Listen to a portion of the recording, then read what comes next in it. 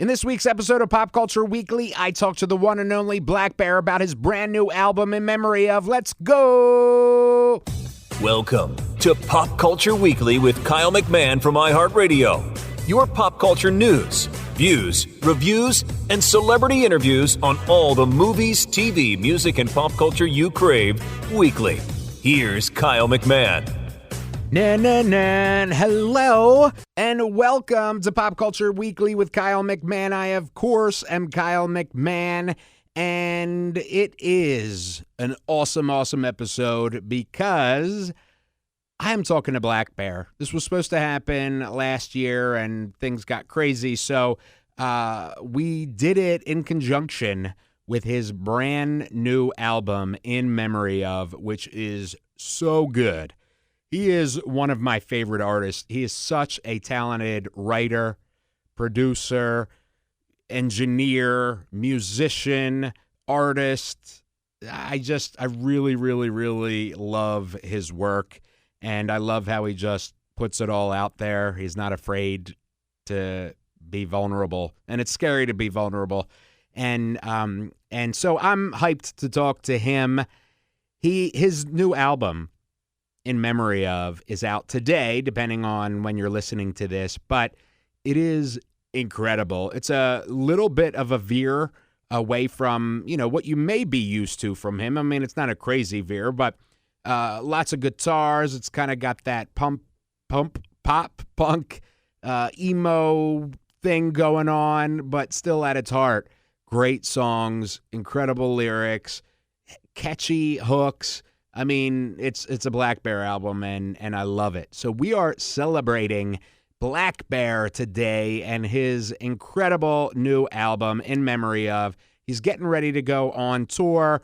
Tour dates are up in the show notes and on our website, podcast.popcultureweekly.com. Don't forget, if you go to podcast.popcultureweekly.com, that'll take you to the podcast side of Pop Culture Weekly. So there's tons of guest information and show notes and all of that. If you go to popcultureweekly.com, that's, kind of the hub with all the news and all that good stuff, all the blog pieces and all. So in any event, you can get the tour dates on the website and in the show notes. And he will be at the VMAs, depending on when you listen to this. If you listen to this a couple of days later, he would have been at the VMAs. He's up for Best Alternative for Love It When You Hate Me, Avril Lavigne featuring Blackbear. And he's just got so much good stuff coming out. I also talked to him about Mansionz 2, when and if that may happen, as well as what we can expect next from him, and so much more. It's really, I love this man. He's an incredible artist, and I can't wait to dive in to talk to him. Before we do that, this is a serious, moment. As you know, my mom passed away last year from pancreatic cancer, my mom, Joanne, and I struggle with it every day. But over the last year, I've been filming, recording the show, traveling all over the country, the series that I've been working on called Death, Grief, and Other Shit We Don't Discuss.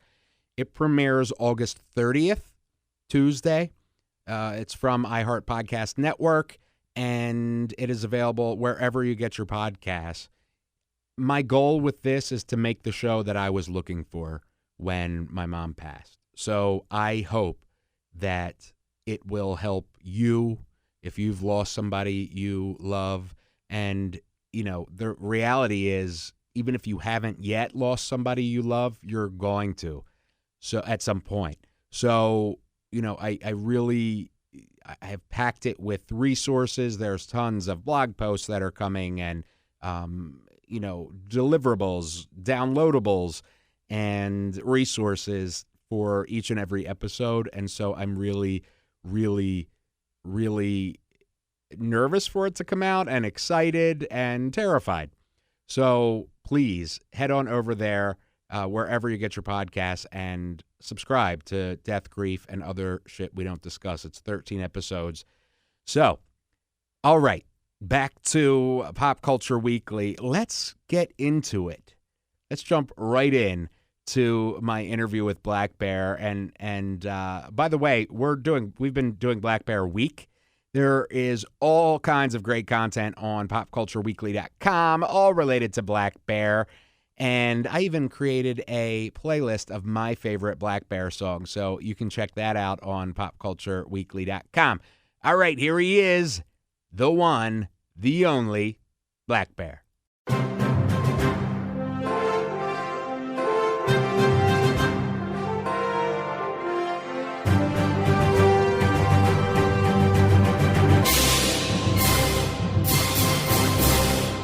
So, first of all, thank you for joining me on iHeartRadio's Pop Culture Weekly.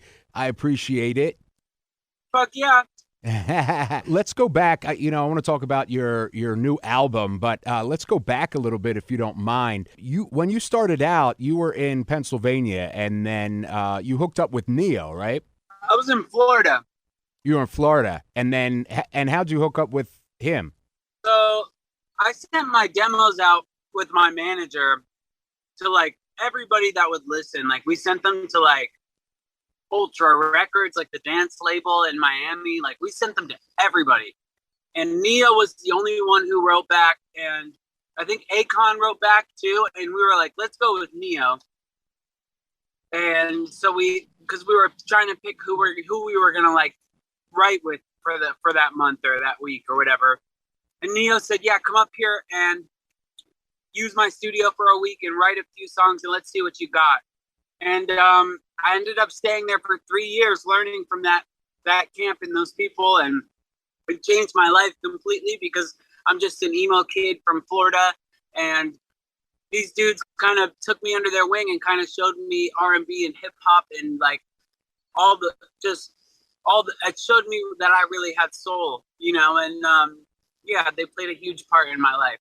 And so that gave you kind of the bug, I guess? I mean, I'm sure you had it before, but I'm sure that really was like a huge thing for you, your drive.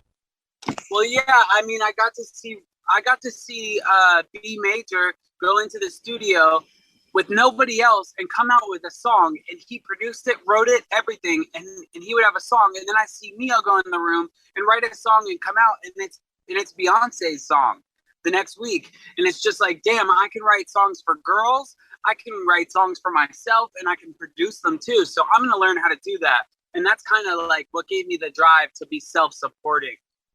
I love that. And then you began writing and producing and eventually releasing your own stuff. What was that like for you to get your first, your own music with you performing it as well? What was that like to get it out there for the first time? Well, it was a struggle because like I kind of made some demos and sent them to Mike Posner, and Posner heard them and he was like, come to LA. So I went to LA and we made the first song we made was Justin Bieber Boyfriend, or like the second song we made. So like right off the bat, I thought I was hot shit, and like it was crazy. Like my whole life changed right away, and I got all this money and I blew it, and then I was broke again, and I was like, what the hell, man? So it was a struggle, and I was like, I gotta start this project to support myself and my family. And so I started Blackbear just by a whim, just on a whim, and it took a long time, but it worked. It's incredible how so many people talk about overnight successes and they ignore the years and years before that, Yeah, I mean, Neo had me writing a song every day for 3 years. One song every day for 3 years. So, yeah. And so with Mike Posner, who I absolutely love, he's been on the show, you guys hooked up and eventually did Mansionz, which is, I got to say, is one of my favorite albums ever. Oh, thank you so much, man. And what was that project like for you? It was such a unique thing. I loved how both of you kind of came together with your own thing and then did this, joint project that was so unique, in my opinion. Yeah, it was super unique, and we were just kind of being ourselves. And like, I would do my part in one room, and he was doing his part in the other room, and then we would come together and we would make the song together. So it was like, it was very much like my own project that I was working on, and his own project that he was working on separately. And then we came together and put all the music together, and that's what happened. I love that. And Mike said last time he was on the show that there is work on Mansionz 2. Is that still, where's that at right now? We're gonna start recording in November. Awesome. I can't wait for that. And hopefully we'll finally get a Mansionz tour. I don't know about that, but maybe. In your career, you know, you've now produced for numerous and written for numerous artists. How do you decide when you're writing, you know, this is going to go to somebody else, or I'm going to do this, or does it not happen like that for you? You know, a lot of the times I'll make a song specifically for the artist that I'm shooting for. Like when I made Beautiful Mistakes with my friends, like I was like, dude, we're writing the next Maroon 5 single. And we tried and we came up with a song that they hated. And that fueled my fire even more to be like, okay, what are you looking for? And they told me, and then I made it, and I made the song. So it was just like, you know, and then sometimes I just write songs and I don't know who they're for, and they sit on my manager's computer for like 5 years, and then somebody cuts it. You know, it's their song. And do you have a hard time ever, like as a songwriter? You know, is there ever a time where you're like, damn, I wish I released that myself? You know what I mean? No, because I see songwriting as a hobby for me, and all the songs I write for other artists are like definitely like I don't know. I write songs for Blackbear and with a purpose of being within a concept album and within the realms of like I just there's certain things I talk about in Blackbear music, and there's just a certain vibe. Like when I'm writing for Blackbear, I know who it's for. That's awesome. And your songs, you know, your songs for Blackbear are, you know, first of all, the production is incredible, and the lyrics are so, you know, you have such great lyrics. Are you writing, you know, I've talked to some artists who come up with like a character and they write for that character, and, you know, others write from their own experiences. What is it for you, or is it all different? I mean, it's all different, but I've never written for a character. I've written to help. I really write to help people heal through what I'm going through. And it's kind of like therapy for me. So, you know, it's just like I make it to help myself, and hopefully it helps one other person. And if it helps one other person, then I did my job right. That's awesome. And then you released Everything Means Nothing, which is such an incredible album from start to finish. I love it. I think it's the most accessible Blackbear album so far. And you had this giant hit with Hot Girl Bummer. What was that like for you as a songwriter and as an artist, you know? I mean, dude, it's really cool to have a song in the Billion Play Club. Like, I mean, that's just like amazing. It's just, it feels like, you know, I don't know. It feels like I made something that really touched every single person in the world, or at least a billion of them. Yeah. And, you know, and it's just like, it's just so cool to know that like what I was feeling in that moment, a billion other people said, yeah, me too. Can you even fathom that? Like a billion? I think I can. Can you? No, I can't. For your new album, In Loving Memory, I love, you know, one of the things I love about you as an artist is that you have all these different kind of facets and sides, musically and as an artist in general, you know, where you can easily kind of slink through R&B or hip hop or pop or, you know, kind of where you are now with this album, like this kind of punk rock, emo pop, Is that organic? Like, is that just like, oh, that's kind of just what I'm like vibing to at the time? Or are you like, you know what? I just did a more poppy album. Let me like bring in some guitars for this next one. How does that work for you? It was like 20% like I just did a pop album, let's bring some guitars in. But it was also 80% just like I want to be true to me and how I grew up and tell the story of how I grew up in the form of the kind of music I listened to when I was a kid and just nostalgic shit.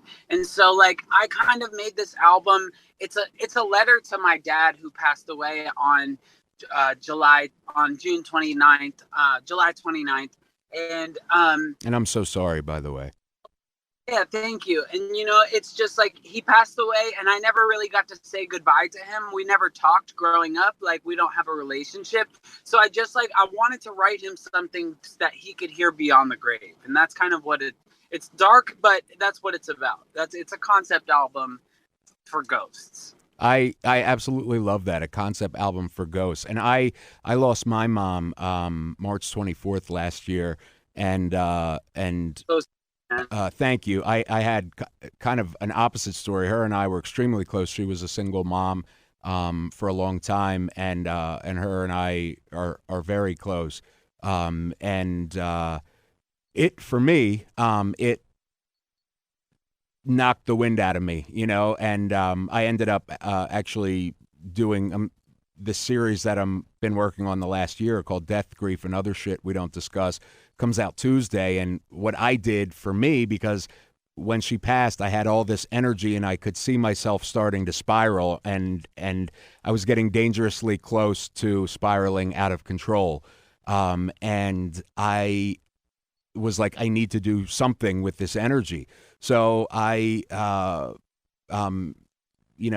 hit up the CEO of iHeart Media and said, hey, I have this idea for a show, and it intertwines my mom's story, her cancer journey, with subject matter experts from everything from, death doula to I went up to Lilydale, New York, and talked to this medium who contacts people on the other side, and even people that this doctor in Texas that studies near-death experiences. And so this whole series is for her. That's so awesome.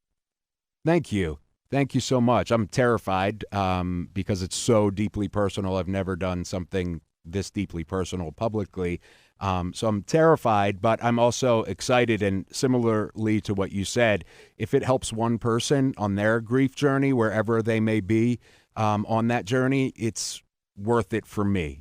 This is the show that I was looking for when my mom passed. And so I think it'll be worth it. But I feel you on, in the vein of trying to find a creative outlet to deal with the loss of a parent, Yeah.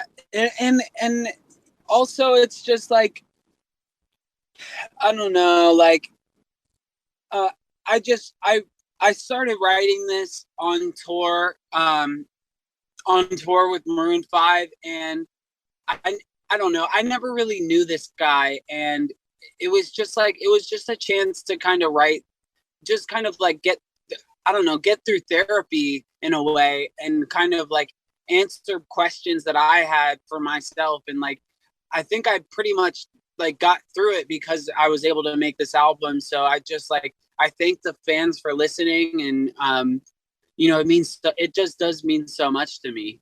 And I was spiraling as well. I was struggling with drugs really hard. I'm 37 days sober today. Congratulations. But, like, thank you. But I mean, man, I was like really, I was getting close to like dying there, ODing, and like, and my real dad, he passed away from heroin overdose and liver failure and organ failure. So for me, it was hitting really close to home, and it was like, it's like I am where I'm supposed to be right now.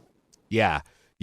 I truly believe, I struggle, and I talk about this in my series, that I struggle with, I believe that there's a higher power, but I have a hard time kind of reconciling, when people say, oh, everything happens for a reason or whatever. And it's like, my mom passed from pancreatic cancer, and it's like, what was the reason? If it's for me to do a fucking show, that's not a good enough reason for me, and, but it is what it is. Obviously I can't change, what has happened, but I have to deal with what we have here, and what has happened. And it is a struggle, and I can absolutely see how you can go down a path like that where, for me, losing a parent, it was like, and my biological father, I didn't know at all, and don't know at all. And so for me, losing my mom, it was like, the world is scary all of a sudden. You know what I mean? It's like that rock that has always been there for me is not here anymore. And I thought that to myself, the world is a scarier place now without her. And through, this series, it kept me extremely busy for the last year, where I have been able to channel that energy into something that I hope will help others. And I'm so happy that this album for you has been therapy for you, because we need somewhere to put these feelings, or it's so easy to go, to drugs or sex or money or gambling or, any kind of thing like that can become an addiction, a destructive addiction. So I big props to you, man, for channeling that through your art. Thank you. It's hard. Do you feel vulnerable by putting out an album, surrounding that? Yeah, I do, but I'm used to being vulnerable. I mean, every Blackbear album is like this huge part of my soul, and I've always been so blunt about like there's this girl I'm talking about, and who it is, who, like, I'll even say their names sometimes and what their pictures look like, and like I'll talk about these people and these characters, and they're real characters, and just like Blackbear's always been a space where I'm just gonna put my life out there, and if somebody judges it the wrong way, fuck them. And it's just like, I kind of just do it. I just do it for the fans to relate to, and just I want to be a place that people can go when they feel like a misfit, and they feel like left out, and they feel like they don't have a purpose. Like, I want to give them some kind of purpose, and at least do that the night they come to my show. I want to give them a night that they could just let go and not worry about anything. I absolutely love that. So many, people, and I was actually talking about this with Mike. So many people today, in the industry there's a lot of fluff, and fluff has its time and place. But especially today with like this cancel culture in many ways, it can be scary. I know I'm terrified. I made a mention on Twitter about Beyonce. Diane Warren, who's been on the show, who's this incredible songwriter, tweeted something about 23 writers on a song or something, and I responded to her. It was nothing derogatory or anything, and the Bayhive, literally, I got like death threats, and people were like tweeting me like, the Bayhive was tweeting me like, this is why your mom's dead, and like all this crazy stuff. And I'm like, it made me really scared for a second, not about death threats and stuff, but I'm like, holy shit, is this, I'm getting ready to put out a show, like kind of bearing, the hardest thing that's ever happened to me. Like, and this is what I'm putting it out to, it's scary for me anyway. Yeah, I understand that. And I just like, what, I know those people are out there, but like, we've all been a hater at one point, and whether we say we have or not, we've all hated on something. And it's just like, haters gonna hate, it's just, it is what it is. And those people are going to be there, and I just deal with them. I kind of just like, I egg them on, and I always like the responses that are negative to me, and like I kind of just egg them on, and I just like don't care because I know who I am, and that's what matters. I love that, being confident in yourself to the point where it doesn't matter. Yeah, it doesn't matter. For your new album, you have a bunch of features on it. How were you like a kid in a candy store, like, deciding who you want to work with? Yeah, I kind of was. I mean, I made these songs on this album like, hey, I want to make a song that sounds like Bayside. Let's get the guy from Bayside on it. I was like, I want to make a song like Newfound Glory. Let's get Newfound Glory on it. And so that was kind of like the idea between getting the Used on Toxic Energy. It was just like, these people inspired this album, so I wanted to make them a part of it. Plus, they're my good friends and they're great people. That's awesome. And, the singles are fire. I don't know which one I love the most because they're all great. And I love, again, that it's just another side of you, Yeah, I'm most excited for the one coming out tonight. It's called Dead Inside. So that's like my favorite song on the album. So everybody go listen to that. I can't wait. And you're getting ready to hit the road. Yeah, man. How hyped are you for that? I don't know. I feel like I'm not in top physical shape for that right now. I've been eating a lot, but I love connecting with people, and I love going on the road, and like just the connection with the audience, and just, every city, just, I like to go vintage shopping in every city that I go to. So it's just like a ritual for me. I'm going to miss my kids, and my wife, but yeah, I'm pretty stoked. It's been long enough, and the pandemic really made me depressed. So it feels good to get out. Well, when was the last time you actually toured? With Maroon 5, but my last headliner was in 2019. 2019. Oh, right. So that's what, 3-4 years ago? I'm really bad at math. So is it therapeutic for you in a way to go out and, just fire out these songs in front of a crowd that's singing all the words back to you? Yeah, it's the best feeling in the world. Like, especially going to Europe on this run is going to be so fun to like just go over there and hear all the accents singing my songs back. I don't know. I'm just really excited to go on tour, and I'm in rehearsals right now, and it sounds freaking sick. It's like monstrous. We don't stop. We play freaking 7 songs in a row without taking a break. Wow. Dude, I mean, and then after that, we take a break and do 7 more. We just like, the set is over an hour long. It's packed with Blackbear songs, every album. It's just fun. Awesome. And, I'm really hyped. I'm going to come out and see you, I think, in Philadelphia. I'm so hyped because I've never seen you live. I was going to see you at Firefly, and I was covering it for my show. So I had a scheduled interview with somebody else while your show was on. I'm like, there was, I was like, damn it. But now you're hitting the road, and I'll get to see a full headlining Blackbear show, and I'm so hyped for it. And it's a really good time to come see me because, like, I'm totally sober and coherent, and like I perform so much better when I'm sober. So people are going to get a hell of a show. Awesome, man. I'm so hyped. And what's next for you after, you have this album coming out, which, we're all excited about. You're touring. Are you thinking beyond that yet, or day by day for the most part?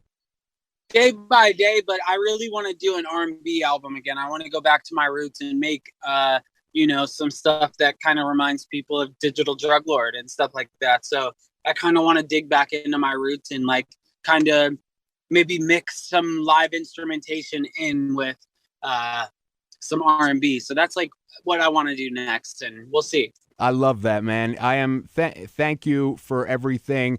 And seriously, congratulations on 37 days. That's something to be proud of, and I know that you'll be hitting that every single day. You'll be adding on to that. So, seriously, big ups to you on that, man. Thanks, Kyle, and congrats on your podcast. It sounds amazing. Give us the link. I want to listen to it. It sounds sick.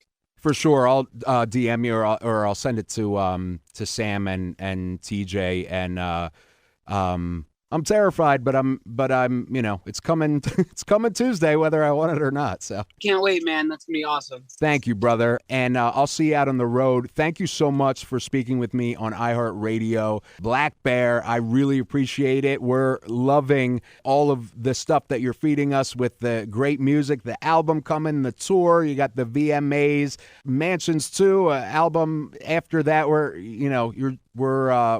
eating it up, bro. Keep it coming. Hell yeah, thanks. Have a great day, okay? Thanks, you too, man.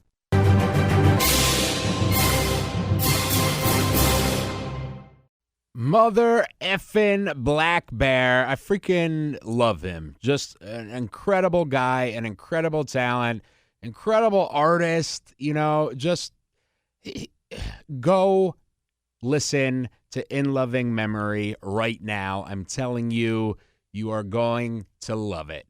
Blackbear is just, he really is an incredible artist, and I love him. Make sure you check out the tour dates in the show notes, and I'll also link all the other pieces that we have out for you, content for Blackbear Week. So thank you for listening. I love you. We've got some exciting stuff coming up for you. Can I say it? I guess I can say it. Yeah, I think I can say it. Oh boy, I hope I can say it. Next week, we have the cast of Lord of the Rings of Power on Amazon Prime Video. I went up to New York, recorded in Ryan Seacrest's studio. Thank you, Ryan, for allowing me to use your studio while I talked to the cast of Lord of the Rings of Power, and I can't tell you just how much. I can't tell you yet what I think about the series, but I will be able to for the next episode. I'll have my review out, and a lot to look forward to. And August 30th, Death, Grief, and Other Shit We Don't Discuss. Please check it out. It really, really would mean a lot to me if you could go and subscribe to the show and let me know what you think about it. It is me at my most, vulnerable, and yeah. So please check that out. Link is in the show notes. All right. I love you. See you next week. We out. Thank you for listening to Pop Culture Weekly. Hear all the latest at popcultureweekly.com. Fuck you and you and you. I hate your friends and they hate me too. I'm through. It's that hot girl bubble, throw it up.